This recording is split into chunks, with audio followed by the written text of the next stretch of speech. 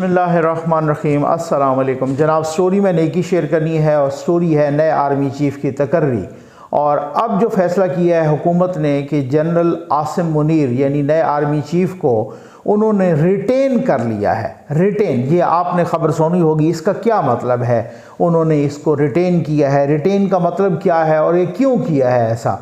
सदर ममलिकत जनाब आरिफ अलवी साहब लाहौर रवाना हो गए हैं इमरान खान से मुशावरत के लिए। ये उन्होंने पक्का अपने यूथियापन का बल्कि इमरानडू होने का सबूत दिया है। अच्छा, अब उसके बाद इस पे तफसील से डिस्कस करेंगे, क्योंकि इसहाक डार साहब ने पहले भी कहा था कि सदर अगर समरी पर दस्तखत रोकते हैं या समरी को रोकते हैं अपने पास, तो हमारे पास प्लान बी भी मौजूद है। वो प्लान बी क्या हो सकता है और क्या सूरत हाल है, उन्होंने इसका भी इंदिया दिया था ये रिटेन करने का।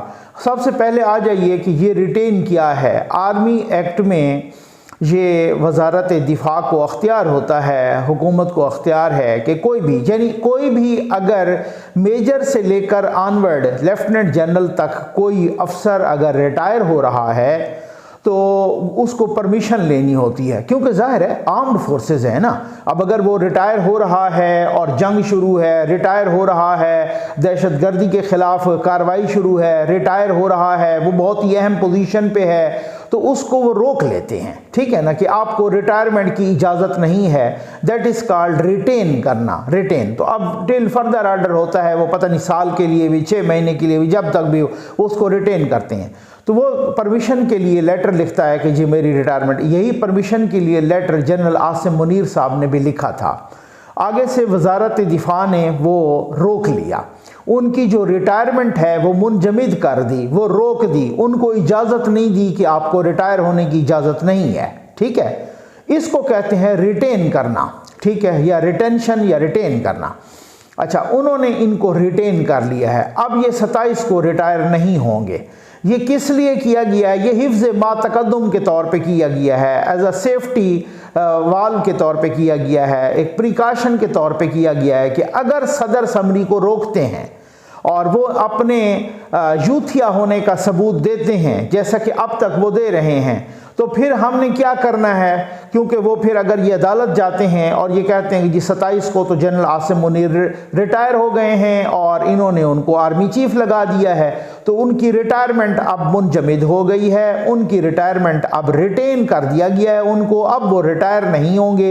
ये एक कानूनी मुशगाफी थी जो हुकूमत ने दूर कर दी है। ठीक है, हुकूमत ने एक ऐसा तरीका अख्तियार किया है कि जिस पर ये रिटेन हो गए हैं, अब ये रिटायर नहीं होंगे और वो कानूनी और आईनी है। ये उनको आर्मी एक्ट इजाज़त देता है, या जो उन्होंने तरमीम किया, जो कुछ भी किया, अब ये एक कानूनी मुशगाफी ख़त्म। ठीक है ना, दूर हो गई है। कानूनी ये जो टेक्निकलिटीज़ थी ये दूर हो गई है। अब आ जाएं जनाब इस पर कि वो अगर यहाँ पर अदालत भी जाते हैं तो अदालत कभी भी नहीं चाहेगी कि उनके कंधे पर बंदूक रख के चलाई जाए और इमरान खान अदालत का कंधा इस्तेमाल करें, कभी भी। मेरा नहीं, अपना नहीं ख्याल। गो कि मैं तलत हुसैन साहब का भी ट्वीट देख रहा था, वो भी कहते, उन्होंने एक ट्वीट लिखा कि अब इमी की सारी ख्वाहिशात या सारी की सारी उम्मीदें बंदी से बंधी हुई हैं। ठीक है ना, अब आप समझ गए होंगे।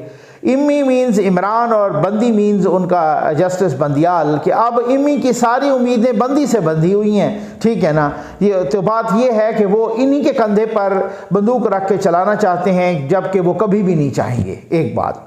दूसरी बात कि अभी कुछ देर पहले हमने देखा कि जनाब लेफ्टिनेंट जनरल नदीम अंजुम साहब जो कि DGISI हैं, उनकी मुलाकात हुई है अपना प्राइम मिनिस्टर ऑफ पाकिस्तान से।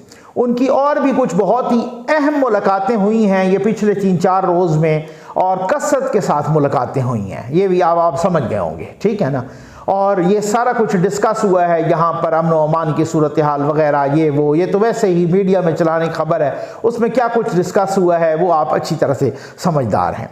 अब प्रेसिडेंट ऑफ पाकिस्तान जनाब रवाना हो गए हैं वहाँ पर लाहौर, और इमरान खान से वो मशवरा करेंगे। और मशवरा मैं समझता हूँ, मेरी अपनी दानिश में मैं समझता हूँ कि प्रेसिडेंट साहब इमरान खान साहब को समझाने के लिए गए हैं। ये बिल्कुल मुझे मालूम है, जहाँ तक उनका मिजाज है, जो कुछ भी फंस जाता है ना बंदा, जैसे असद कैसर साहब फंस गए थे। असद कैसर साहब भी बहुत ही धीमे मिजाज के इंसान हैं, वो भी इस तरह से कोई लड़ाके या इस तरह के बंदे नहीं हैं, लेकिन जहाँ फंस बंदा ऐसे। अब मुझे एक राना सनाउल्लाह साहब की बात याद आ रही है। अभी पिछले दिनों में उन्होंने एक इंटरव्यू में कहा है, उन्होंने कहा कि उनके साथ कुछ सोबर सियासतदान भी हैं, कुछ नाइस आदमी भी हैं। जो उन्होंने नाम लिया शाह महमूद कुरैशी साहब, अपना परवेज़ खटक साहब, असद कैसर साहब, बाकी भी कुछ लोग। तो उन्होंने कहा बाकायदा एक दफ़ा हमें एक मीटिंग में खुद शाह महमूद कुरैशी ने कहा कि बातें वही ठीक हैं जो आप कर रहे हो, लेकिन इस पागल को कोई समझाए ना, इस पागल को कौन समझाए, यानी इमरान खान का कह रहे थे। तो अब उसकी कोई तरदीद नहीं आई, कुछ नहीं आया, उस पर किसी किस्म का कोई रद्द अमल नहीं आया। जी बिल्कुल ऐसे ही बात है कि जब इस तरह का उनका वो रहनुमा एक बावला हुआ हो, एक पागल हुआ हो, तो उसको कोई समझाए जाके ना। तो सदर साहब भी मेरा ख्याल है अपनी तरफ से तो पूरी कोशिश करेंगे कि समझाएं। कल से ये खबरें आ रही हैं कि सदर साहब हो सकता है मुस्ताफ़ी भी हो जाएं, क्योंकि वो कहते हैं कि जनाब अगर आप कहते हैं तो मुस्ताफ़ी हो जाता हूँ, और मुस्ताफ़ी होने से इमरान खान को कोई फ़ायदा नहीं होगा। उन्होंने कहा है कि मैं आपका वफादार हूं, लेकिन मैं मुस्ताफ़ी हो जाता हूं। उसकी वैसे मैं आपको टेक्निकल वजह बताऊं, एक मैं आपको बड़ा इंपॉर्टेंट नुक्ता बताऊं। वो ये है ना कि एक आरिफ अलवी वो कब चाहेंगे। अब आरिफ अलवी को पता है कि मैं एक पीक पे पहुंच चुका हूं, तहरीक इंसाफ सदारत के अलावा मुझे और क्या दे सकती है।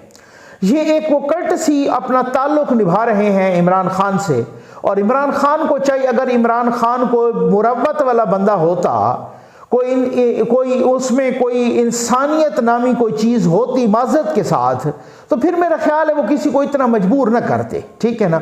वो कहते कि जनाब बात ये है कि चलें आप आइन और कानून के मुताबिक जाएं, ठीक। मैं आपको 2-3 बड़ी इंपॉर्टेंट बातें बताने लगा हूँ, बस इसी पे वीडियो भी ख़त्म हो जाएगी। अब उसके बाद उन्होंने असद कैसर को भी मजबूर किया, आखिर पे आपने रिजल्ट देख लिया। तो यहाँ पर आरिफ अलवी साहब ये देखेंगे कि भाई मुझे अगर बिल्कुल मजबूर हो गया, अगर उन्होंने इस्तीफ़ा न दिया और समरी पर दस्तखत करने पड़े, तो ये सोचेंगे भाई तहरीक इंसाफ उसके बाद मुझे क्या दे सकती है। सदर तो मैं बन गया हूँ, सदर का रिटायर होऊंगा, मेरी अच्छी खासी मराहत होंगी, सब कुछ होगा। अब मुझे ये वज़ीर आज़म तो बनाएंगे नहीं, जब तक इमरान खान है वो तो खुद बनेगा, ठीक हो गया। और दूसरी बात ये है कि उसके बाद अगर मैं ऐसा कोई एक्शन करता हूँ और मैं समरी रोकता हूँ, तो पूरे तहरीक इंसाफ के सियासी मुस्तकबिल का सत्यानाश हो सकता है, ठीक है। क्योंकि ये भाई मामूली बात नहीं है। बहुत सारे रिटायर्ड आर्मी जनरल्स कह रहे हैं, बहुत सारे लोग कह रहे हैं, और ये समरी आई है GHQ की तरफ से, और उस समरी में जो नाम थे उन्हीं नामों में से वज़ीर आज़म का डिस्क्रिशनरी पावर है, आइन उसको अख्तियार देता है कि उन्होंने 2 नाम चुन लिए हैं। अब उन्होंने किसी को सुपरसीड नहीं किया, किसी को जो है ना वो चौथे नंबर वाले को नहीं चुना, छठे नंबर वाले को नहीं चुना, तीसरे नंबर वाले को नहीं चुना, पहले और दूसरे नंबर वाले को चुना है। तो पाकिस्तान की तारीख में पहली मर्तबा ऐसा हुआ है कि सीनियर मोस्ट आर्मी चीफ और senior most chairman joint chiefs of staff committee ये लगे हैं। पाकिस्तान की तारीख में पहली दफा होगा। जिसको भी सुन रहे हैं तो कहते हैं बहुत नाइस इंसान लगा है, जिसको सुन रहे हैं वो कहते हैं बहुत ही प्रोफेशनल इंसान लगा है। लेकिन चूंकि उन्होंने पिंकी के हार पकड़े थे मलिक रियाज वाले, उन्होंने पिंकी की चोरियां पकड़ी थी, उन्होंने इमरान खान की बात नहीं मानी थी कि आप अपोजिशन को सबक पढ़ाओ, उन्होंने कहा ये मेरा काम नहीं है। उन्होंने इस तरह के पुट्ठे मशवरे नहीं माने, इस वजह से इमरान खान को बड़ी तकलीफ है जनरल आसिम मुनीर साहब से। होना वही है जो वज़ीर आज़म साहब ने कर दिया है। हाँ अलबत्ता उनको कुछ दुख होगा कि उन्होंने क्यों इस तरीके से जो है ना मतलब वो किया है, पहले ऐलान क्यों किया है, ये कुछ उनकी दुखती रग छेड़ी गई है। समझ आ गई आपको। अब सदर साहब ये चाहेंगे कि यार मैं क्यों ऐसा करूं, क्या मसला क्या है, अब मुझे इससे ज़्यादा क्या मराहत मिल सकती है, क्या इज़्ज़त मिल सकती है। क्या फारूक लगारी पीपल्स पार्टी से वफादार नहीं थे? आप ये देख लें ना, ठीक हो गया ना, वो इनसे ज़्यादा वफादार थे। लेकिन कोई होता है ना आखिरी एक कोई लम्हा आता है। अब DGISI की मुलाकातें ये भी बहुत अहम हैं। उसके बाद अगर सदर साहब इस तरह का फैसला करते हैं तो फिर ये 25 रोज़ के बाद ऑटोमेटिकली ये फैसला अपना लागू हो जाएगा प्राइम मिनिस्टर का। और अगर वो अदालत जाते हैं तो आपका क्या ख्याल है कि अदालत अपने कंधे पे इनको बंदूक चलाने देगी?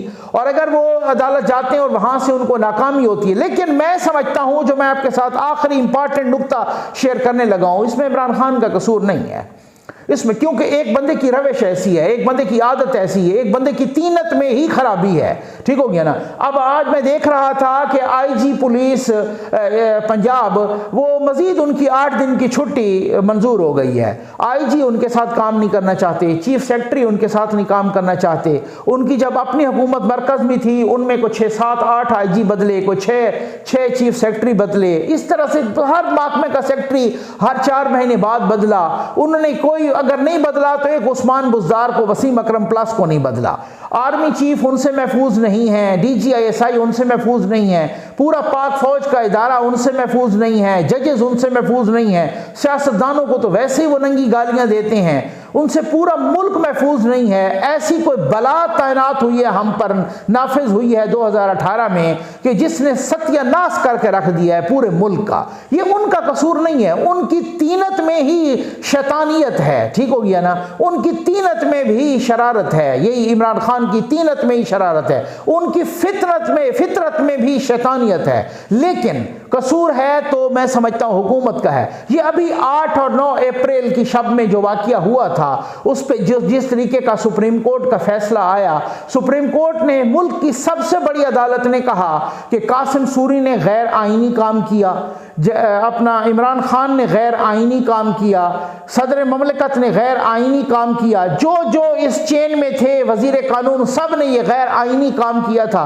और गैर आईनी काम किया कासिम सूरी ने, गैर आईनी रिमार्क्स दिए, गैर आईनी उस वक़्त के प्राइम मिनिस्टर ने गैर आईनी तौर पर एडवाइस दी प्रेसिडेंट को असम्बली तोड़ने की, और प्रेसिडेंट ने गैर आईनी तौर पर, ये सारा गैर आईनी हुआ। तो फिर हुकूमत ने उनके खिलाफ आर्टिकल 6 क्यों नहीं लगाया? अगर हुकूमत हिम्मत करती थोड़ा सा और आर्टिकल 6 लगाती, आज ये हालात ना होते। आज सदर को जुर्रत ही ना होती। किस लिए दौड़ गया है वहां पे? गो के मैं कह रहा हूं कि मेरा हुस्न ज़न है कि सदर साहब मनाने के लिए गए हैं, उनको समझाने के लिए गए हैं, लेकिन क्यों गए हैं? उनकी औकात क्या है? अब उनको कौन, वो क्या है, तू कौन मैं खाम खा? तो भाई आपकी क्या औकात है? आप एक अपोजिशन के लीडर हो, भले आप, मैं समझता हूं कि आप कहते हैं मैं बड़ा मकबूल हूं जनाब, मैं ये हूं वो हूं, इस तरीके के, ये कहा जाएगा कि ये कहते थे कि जनाब उनसे क्यों मशवरा करने के लिए गए हैं, तो अब सदर को क्यों मशवरा करने के लिए, वो क्यों गए हैं घड़ी चोर के साथ मशवरा करने के लिए? एक घड़ी चोर के साथ मशवरा किस हवाले से और किस आइन और किस कानून के तहत वो मशवरा करने के लिए गए हैं? कि इधर समरी मौसूल हुए, उधर सदर साहब इमरानडू बन के वहां पर चल पड़े हैं। ये क्यों गए हैं वहां पर मशवरा करने के लिए? भले उनको समझाने के लिए गए हों। अगर ये आर्टिकल 6 लग जाता, 8 और 9 अप्रैल की जो रात में जो वाकयात हुए और 9 अप्रैल के दिन में जो कुछ हुआ और सारा कुछ ये कुछ हुआ, ये अगर आर्टिकल 6 लग जाता तो मैं समझता हूं कि आज ये हालात ना होते। जब जनरल परवेज मुशर्रफ के खिलाफ आईन की खिलाफ वर्जी पर आर्टिकल 6 लग सकता है, इनके खिलाफ क्यों नहीं लग सकता? क्या वजह है? उम्मीद है आपको वीडियो पसंद आई होगी। आपका बहुत बहुत शुक्रिया।